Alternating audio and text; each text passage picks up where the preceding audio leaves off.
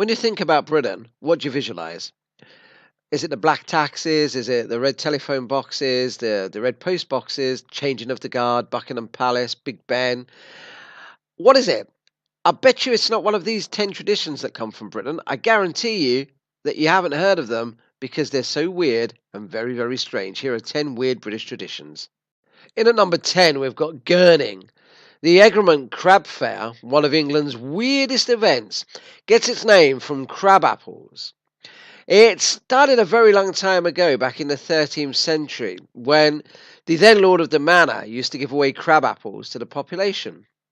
In fact, to this day, they have the parade of the apple cart where apples are thrown into the crowds on the main street. It's part of the fair. There are also a load of other traditional events, including greasy pole climbing, pipe smoking contests, Cumberland wrestling, and a hounds trial.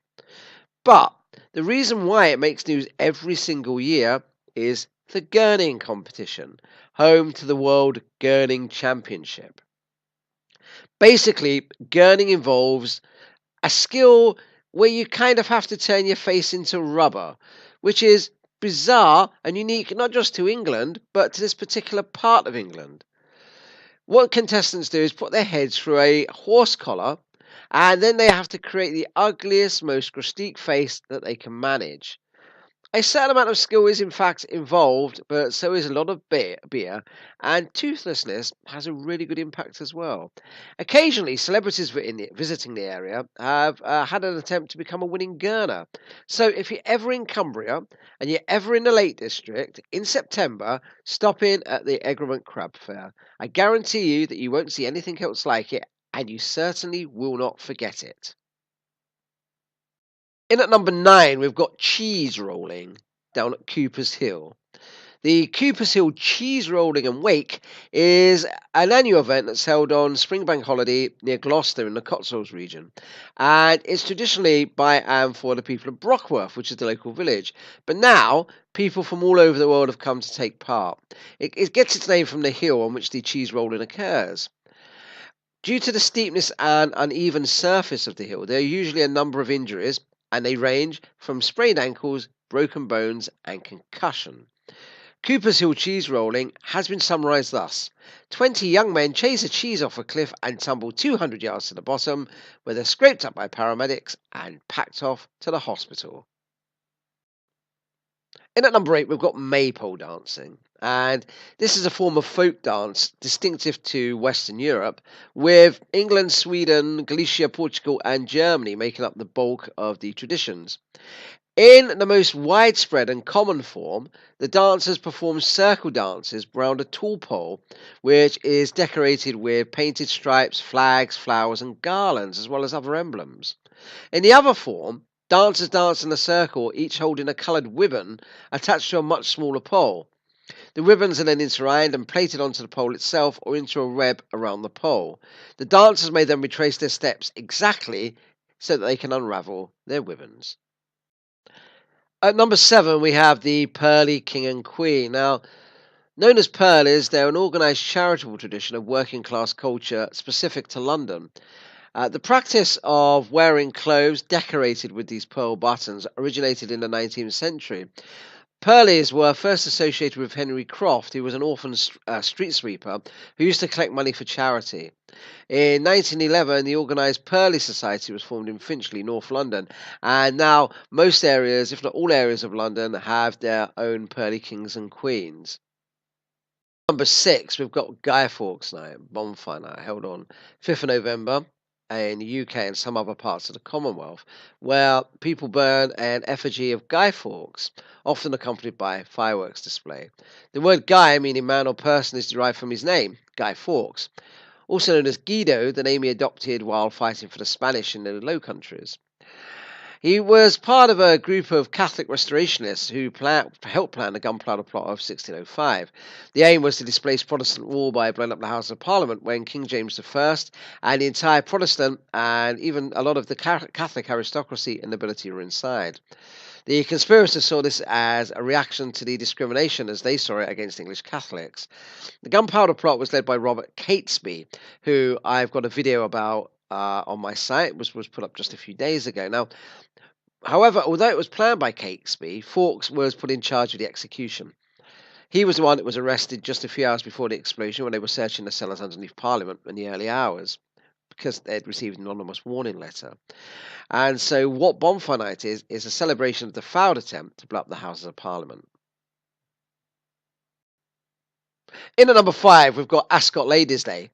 Ascot is a famous English racecourse located, unsurprisingly, in the town of Ascot, which is in Berkshire. It's one of the leading racecourses in the UK, and of the 32 annual Group 1 races, it hosts 9 of them, which is the same as Newmarket.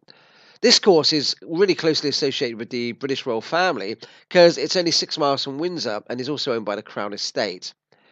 It stages 25 days of racing during the year, which comprise 16 flat meetings, which are held May to October. The Royal Meeting in June is a really big draw, with the highlight being the Ascot Gold Cup. However, the most prestigious race is the King George VI and Queen Elizabeth Stakes, which happen in July. What is so special about this event is that every year the fashion, specifically the hats, get bigger, bolder, and weirder. Number 4, we have bog snorkeling. Yeah, you heard that totally correctly.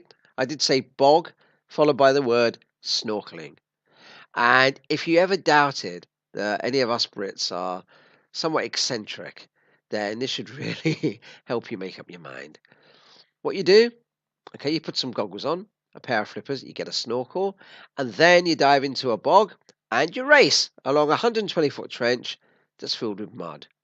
It's held every year, and although I say us Brits are eccentric, I must say that participants do come from all over the world, and loads of money is raised for charity, so it's not all bad. As we get closer to the top of the list, things get weirder and weirder.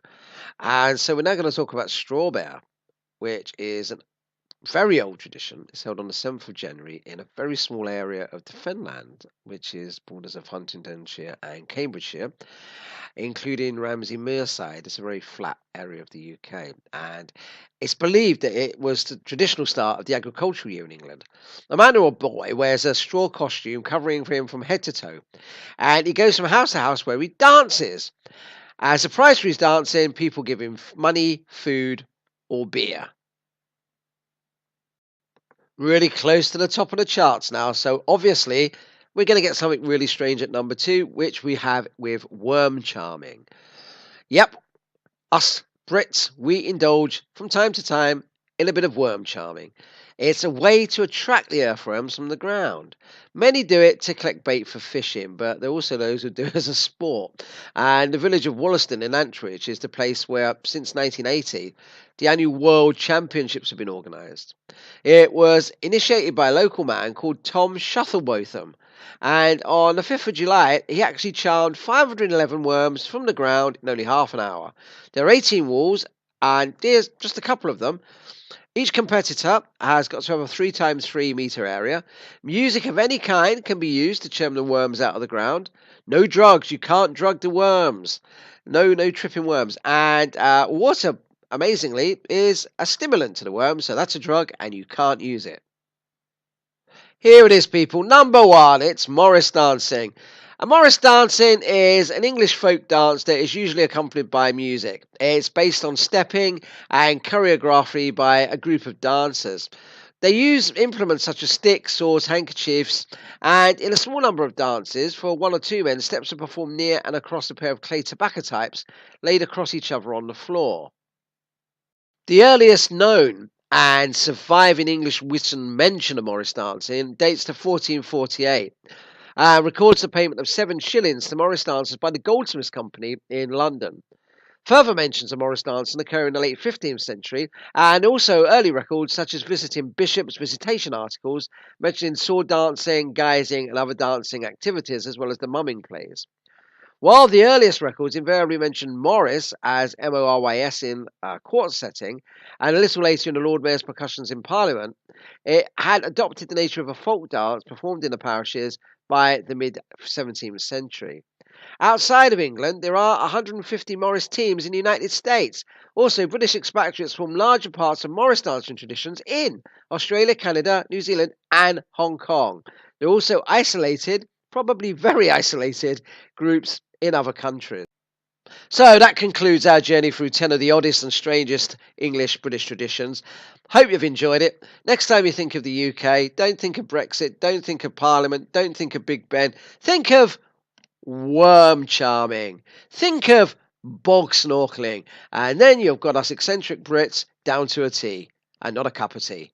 Thanks for watching. Please subscribe. Please comment. Catch you later. Bye.